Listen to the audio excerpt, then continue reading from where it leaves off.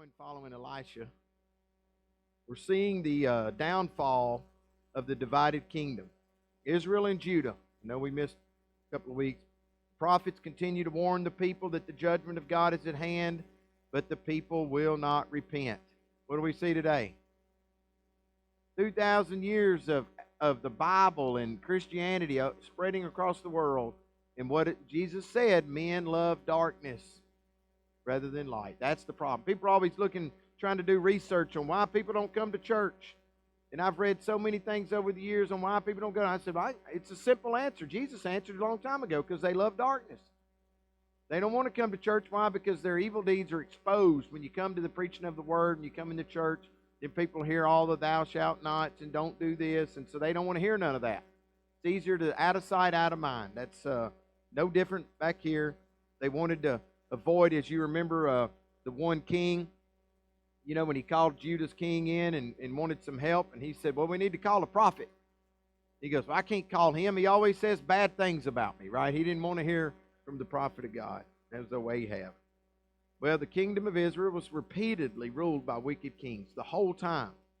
And even though a few of Judah's kings are good, the majority of them lead the people away from worship of the Lord. And as we'll see, we continually start seeing Judah slip. Eventually, of course, we know that the northern kingdom of Israel was destroyed by the Assyrians, and then it was about 130-something years later, the southern kingdom of Judah is destroyed by the Babylonians. So that's that's the main thing we're seeing. Now, there's a lot of neat little stories in here, but the main big 40,000-foot view is that we're seeing Israel becoming apostate. Israel becoming, and eventually that's why Paul says that a partial hardening has come upon Israel in Romans 9 through 11. Why? Because of their rebellion, because of their apostasy. They refused to listen. Jesus had cried out. He literally wept and said, "Oh, Jerusalem, Jerusalem, how I would have gathered you as a hen gathers her chicks, but you would not listen in your time of visitation." Well, goodness gracious, look how many thousands of years he gave them. But they still chase the idols of their day. Be very careful. I warn people all the time, myself included. Watch out for the idols that can come into your life so easy. It's like the devil uses like fish hooks. You know how a hook just hooks you and just pulls you in, and that's the way these idols, they come into our life. Well, look at verse 1 tonight, chapter 8. Now Elisha spoke to the woman whose son he had restored to life, saying, "Arise and go with your household and sojourn wherever you can sojourn. For the Lord has called for a famine, and it will even come on the land for 7 years." So the woman arose and did according to the word of the man of God, and she went with her household and sojourned in the land of the Philistines 7 years. At the end of 7 years, the woman returned from the land of the Philistines, and she went out to appeal to the king for her house and for her field. Now the king was talking with Gehazi, the servant of the man of God, saying, "Please relate to me all the great things that Elisha has done." And as he was relating to the king how he had restored to life the one who was dead, behold, the woman whose son he had restored to life appealed to the king for her house and for her field. And Gehazi said, "My lord, O king, this is the woman, and this is her son, whom Elisha restored to life." And when the king asked the woman, she related it to him. So the king appointed for her a certain officer, saying, "Restore all that was hers and all the produce of the field from the day that she left the land, even until now." Isn't it interesting? This woman, you remember the Shunammite woman, she sees Elisha going back, traveling back and forth, right? Poor old Elisha, walking on the dusty roads. She tells her old husband, it makes it clear that her husband's old, like Wade. And she says, "We need to build him a little room so that he can stop and rest." And Elisha, remember, he blessed her. She didn't have any children. So he said, "This time next fall, you're going to have a son." And she was thinking, "No way, my husband's old." But she did have a son. Well, then the son grows up. He's out there working, and he dies. Father comes bringing him back in and lays the dead son down. So she goes to Elisha, and Elisha comes back. He lays on the boy, and you remember, laid on him 7 times, and the boy sneezed 7 times. I thought that was neat. I don't know why the Holy Spirit chose to use that, but that's what he said. He sneezed 7 times, and he came back to life. Well, so God has blessed this woman. tremendously. And here he is now blessing her again by sparing her life, her family's life. And then she just happens to walk up to the king to find out about her land, if she can get her land back and all this stuff, And there just happens to be Gehazi, who was the one, if you remember, when she came running to Elisha, said, "My son has died." He tells Gehazi to run and put my staff on his face. Do y'all remember that? Well, Gehazi runs ahead and he puts the staff on, but it wouldn't work. So he comes out. While this time Elisha's made it to the house. Elisha doesn't move as fast as Gehazi. Well, it just so happens, this is neat. This is the providence of God. That while this woman's coming, been gone for 7 years, the king don't have to believe her, right? But here's Gehazi said, here she is. Here's the very woman who saw Elisha raise her son from the dead. Now, either the writer's taking us back in time before Gehazi, before Gehazi got leprosy. Remember one of the times we saw with Gehazi was when Elisha cured Naaman of leprosy. But Naaman tried to give him a bunch of gifts for healing him, and Elisha wouldn't take it. But Gehazi followed him out there down the road and said, "I'll take those gifts, king." And so he gave him all the treasures, and guess what happened? Elisha put the leprosy on Gehazi. So we don't know for sure if this was before the leprosy put on Gehazi. Some people think, why would the king be talking to a man with leprosy? He's supposed to be forbidden, or this happened before all of that happened. Or maybe some people think that the king, he just wanted to find out from Gehazi, how does Elisha do what he's doing? Or maybe he wanted to hear some gossip. He's thinking, you know what, Elisha put leprosy on that man. That'll make him mad and make him jealous, so maybe he'll tell me some stuff that nobody knows about Elisha. There's a variety of thoughts you could go on this, right? But the point is that we see the sovereignty of God here aligning, because I promise you one thing, Gehazi and that woman didn't line it up that they were going to meet together in front of the king. This is the providence of God lining it up. And so, but she had gone away for 7 years. But it's possible at that time, when we know at this time in history, the nation of Israel had turned to idols so bad that they probably had already formed allies with the Philistines. So the Philistines, who are always used to be fighting against the nation of Israel, you can go all the way back to Abraham and Isaac and see the Philistines, right? They've been around a long time, over 1,000 years at this point. So, but they're always fighting. But this time they're allies, they're friends. So it's possible that when she went away for 7 years, she got the warning of the famine from the prophet, that they allowed this woman and her family to come and be slaves to them. That was a common Jewish practice. Remember, you could be a slave, but on the 7th year, you had to set them free. So they'd serve you for 6 years. On the 7th year, it was the Jubilee year, they had to set them free. And that's when, if you decided, you know what, I don't want to go free, I can't go back, I need to stay here and be a slave to my master, well, then you'd have to go up and put your ear up against a post, and they'd take a big punch and punch a hole through your ear, and that was a sign that you purposely wanted to belong to that master. And Paul uses that same language, and he's talking about the doulos in Romans, so that he's pointing himself out, that I purposely chose to be a disciple of Jesus Christ, which goes something I'll say towards the end tonight about the sovereignty of God, but yet still he works within the responsibility of man, the free choice of man. God allows us to go the way that we go, but then God can use his grace to draw us to him and use us for his purposes. Right here, right off the bat, we see how God is using all of these people to bring about something that he wants to happen. Now look on at verse 7. Then Elisha came to Damascus. Now Ben-Hadad, king of Aram, was sick, and it was told him, saying, the man of God has come here. Everybody knows who that is at this point. It's Elisha. And remember, they'd done tried to kill him before. So now they're like, oh, okay, it's Elisha. Bring him on in. The king said to Hazael, take a gift in your hand and go meet the man of God, and inquire of the Lord by him, saying, will I recover from this sickness? So Hazael went to meet him and took a gift in his hand. Listen to this. Even every kind of good thing of Damascus, 40 camels loads. Now, when I'm thinking of a gift, like for my wife's birthday coming up here this next week, can you imagine 40 camel loads of gifts? And he came and stood before him and said, Your son Ben-Hadad, king of Aram, has sent me to you, saying, Will I recover from this sickness? Now, it was unusual for a prophet to visit foreign capitals, okay? It's not unknown. It hasn't happened. Remember Jonah?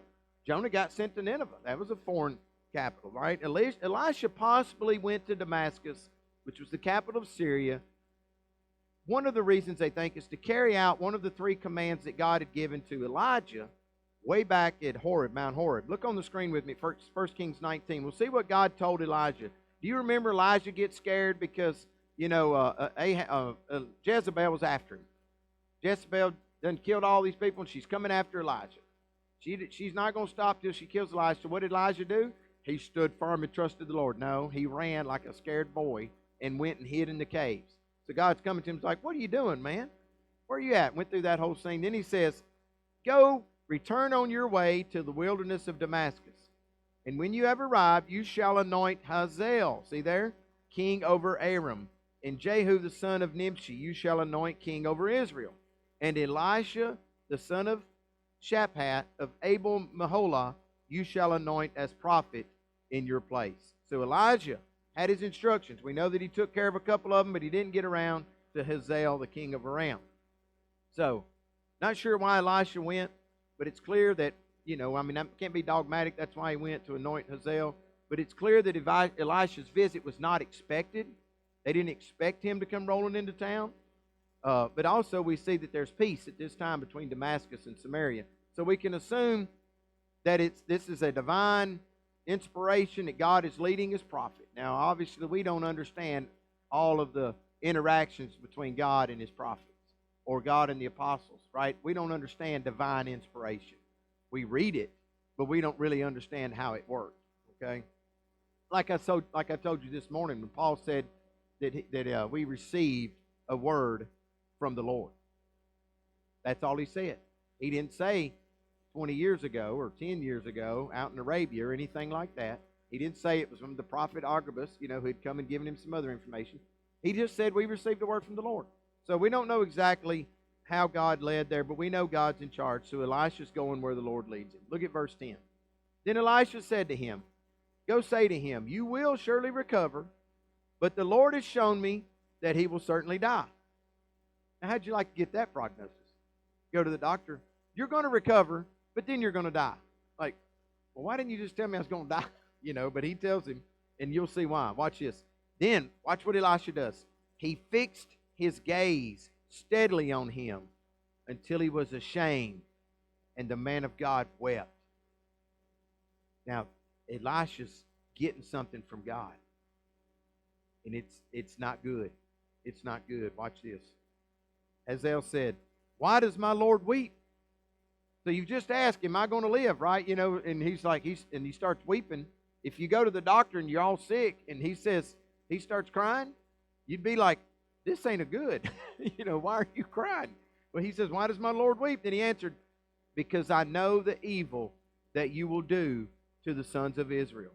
Their strongholds you will set on fire, and their young men you will kill with the sword, and their little ones you will dash in pieces, and their women with child you will rip up. Then Hazael said, But what is your servant, who is but a dog? What am I, a dog? Like, what are you saying? That he should do this great thing. And Elisha answered, The Lord has shown me that you will be king over Aram. So right off we see here clearly that God gave Elisha insight into more than just the health of this king of Syria. He also saw the inevitable and ultimately God-ordained political murder that would unfold. Now, if people want to question God, here's an example of who our God is. He is in absolute control of all things. Okay?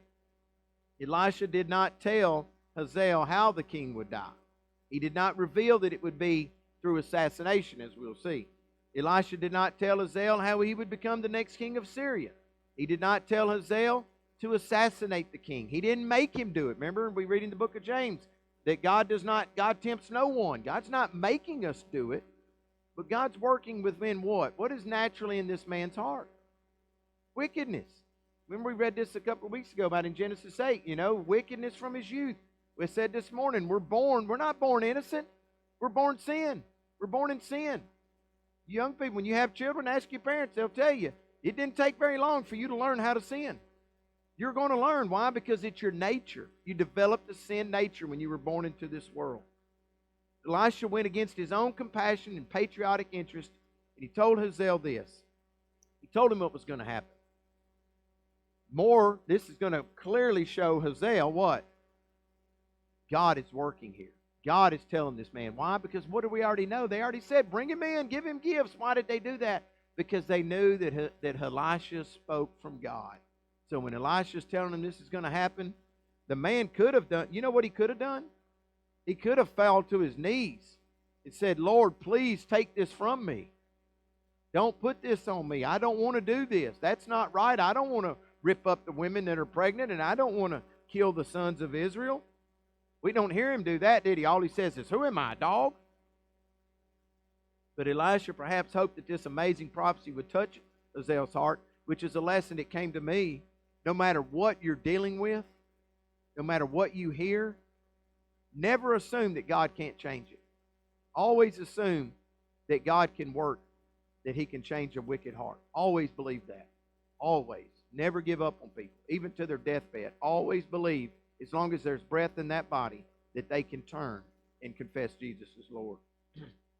I like what Spurgeon said about this little incident. Y'all listen to what Spurgeon says. He said, our ignorance of the depravity of our own hearts is a startling fact. Hazael did not believe that he was bad enough to do any of the things here anticipated. He says, I appeal to you, Christian men and women. If anyone had told you that you would have loved your Savior so little as you have done, if any prophet had told you in the hour of your conversion that you would have served Him so feebly as you have done, would you have believed it? As it turned out, God knew the actions of Hazael, but He did not make Hazael do it. It was absolutely foretold that Hazael would be king of Syria. The prophet knew the fact right well, and he clearly described the means. Else, why should he look into Hazael's face and weep? God foreknew the mischief that he would do when he came to the throne, yet that foreknowledge did not in the least degree interfere with his free agency. This is a great understanding that he goes through in Romans 8, as you can see. In Romans 9, when they start to say, is there injustice with God? People will ask all the time, why is all these bad things happening in the world? You know, if God is such a loving God, if He's such a just, why is He allowing it? And we must understand that it's not God's will. He doesn't desire that all men be evil, right? But He allowed it. And He's using the natural agency of man here, just like He did with Judas Iscariot. He was always what the Bible says. Jesus said he was always a devil. He was always a deceiver. He sat right there for 3 years plus with Jesus and the other disciples. But God chose not to change His heart like He did the others. He used His natural heart to carry about turning in Jesus to the authorities just to fulfill the prophecy. Okay? Same thing He did with Pharaoh. Same thing He's done here with Hazael. God was sovereignly in control over all of it, but yet God did not make him do it. Verse 14 says, so he departed from Elisha and returned to his master, who said to him, what did Elisha say to you? And he answered, he told me that you would surely recover. He left out the other part, didn't he? You're going to recover. On the following day, he took the cover and dipped it in water and spread it on his face so that he died. And Hazael became king in his place. So he did just what God said he was going to. And quickly, didn't he? And quickly, on the following day. He didn't sit and stew over it very long. He just went and he smothered him and killed him. Dilday, a commentator, says this. An ancient Assyrian inscription called the Berlin inscription says, Hazael, the son of nobody, seized the throne. That always means that he didn't gain it because his father was the king. He took it out of order. He usurped the throne. Well, we know from learning this that God doesn't make men sin, but He does lead men to come to him. Remember, Jesus said, all that the Father gives me, what? Will come to me. That's why we believe in what we call the irresistible grace of God, or some would call it the efficacious grace of God. He accomplishes the task that he intends to accomplish. I've told you a million times, God never is a victim. God never loses. God's not sitting in heaven chewing his fingernails. Oh, if you just sing one more verse of Just As I Am, maybe they'll come. God knows exactly what he's doing, but his grace, when he's drawing me and you to him, he overrides that nature that we have by that irresistible grace that comes into your life. And you know what? Jesus becomes sweeter and sweeter to you, doesn't he? The ways of God, the ways of Christ, it becomes sweeter and sweeter. I love the old song, as days go by, it gets just a little sweeter and sweeter, right? It's precious. It starts happening to you. You start loving Jesus more and more and more. That's why Spurgeon said, can you imagine if somebody came to you at the time you got saved, when you were so happy you got saved? You're rejoicing. You've been freed from going to hell, right? You belong to Christ. It's a happy moment. Nobody could tell you at that moment, you're not going to serve him very well. No, not me. Not me. Remember little Isaiah? I'll go, right? Jeremiah, they all said, we'll serve you. All the way down to us. Even Peter said, I'll die for you, Jesus. But then look what he did. He turned on him. And that you have to examine your own life. How happy are you with your service to the King of Kings and Lord of Lords? Because we're going to stand there, right? He's going to say, well, what'd you do there, young man? Are you going to say, nothing? You don't want to say nothing to Jesus, do you? The one you love more than anything, the one who died on the cross, do you really want to stand before him and say, I didn't do anything? No, I don't think you do. I don't. I want to be able to say, I did the best I could, Lord. Thanks for giving me the opportunities you gave me, Well, look at verse 16. Now, in the 5th year of Joram, the son of Ahab, king of Israel, Jehoshaphat being then the king of Judah, Jehoram, the son of Jehoshaphat, king of Judah, became king.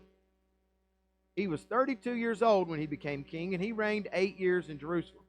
He walked in the way of the kings of Israel, which, what does that mean to you when you hear that? That means he was wicked, okay?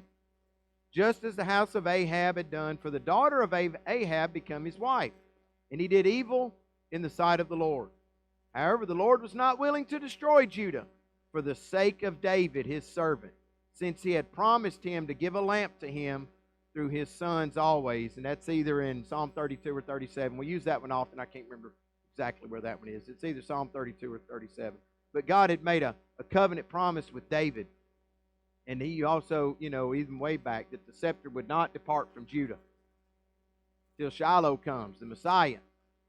He kept his word all the way to Jesus Christ. And guess what? When Jesus comes back, the second coming, he's going to reign on the throne of David. The Bible says that's what he's going to continue. And it says that kingdom will be an everlasting kingdom. It will last forever and ever and ever. All right? Verse 20, in his days Edom revolted from under the hand of Judah and made a king over themselves. Then Joram crossed over to Zair and all his chariots with him.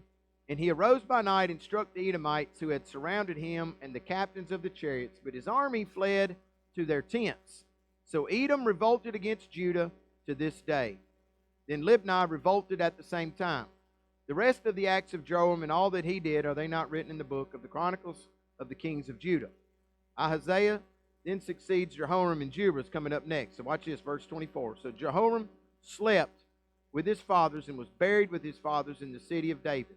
And Ahaziah his son became king in his place. What are you starting to notice about the length of some of the services of these kings? From David to Solomon, it's getting what? Shorter and shorter and shorter, right?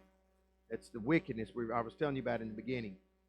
But this king, Jehoram of Judah, is not the same king Jehoram of Israel that we saw back in chapter 3. That Jehoram is also called Joram, but in this passage and following. So it's not the same Jehoram. We've already seen this with a couple of other names. So don't get confused by that, guys, all these different names. The thing I need you to see is that the kings of Israel are just wicked and more wicked. They just follow after Ahab and Jezebel. And actually it started way back with Jeroboam in the very beginning. Or Rehoboam. I always get them mixed up. Look at 2 Chronicles. Look on the screen with me at this place, at this verse.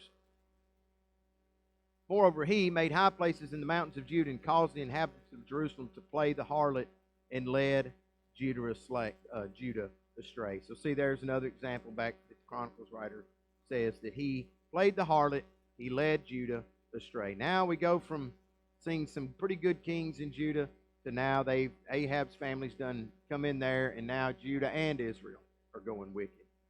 Well, this was arranged by his father. You remember Jehoram married the daughter of Ahab and Jezebel, and her name was Athaliah. Now, in order to consolidate his throne, he murdered his many brothers and many other leaders. Josephus expands on this, indicating that he committed the murders at the prompting of Athaliah. Who's that sound like? Mama. The apple don't fall too far from the tree.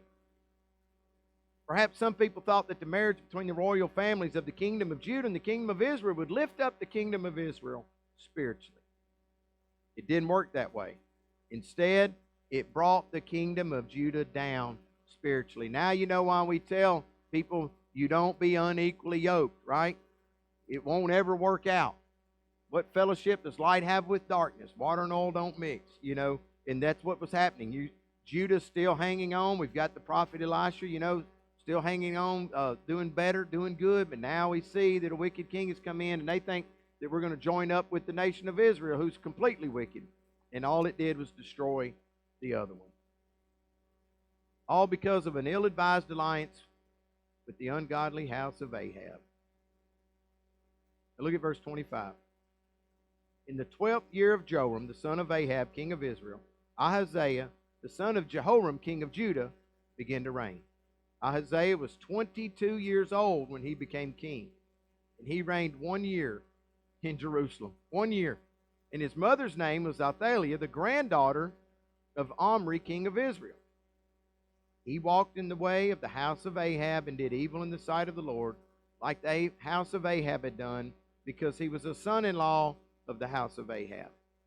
Then he went with Joram, the son of Ahab, to war against Hazael, king of Aram, and Ramoth Gilead, and the Arameans wounded Joram. So King Joram returned to be healed in Jezreel of the wounds which the Arameans had inflicted on him at Ramah when he fought against Hazael, king of Aram. Then Hazael, the son of Jehoram, king of Judah, went down to see Joram, the son of Ahab, in Jezreel because he was sick. The short life and reign of Jehoram. 8 years this guy Jehoram reigned. He died at 40 years old. He should have warned Ahaziah, who had a brief reign, 1 year.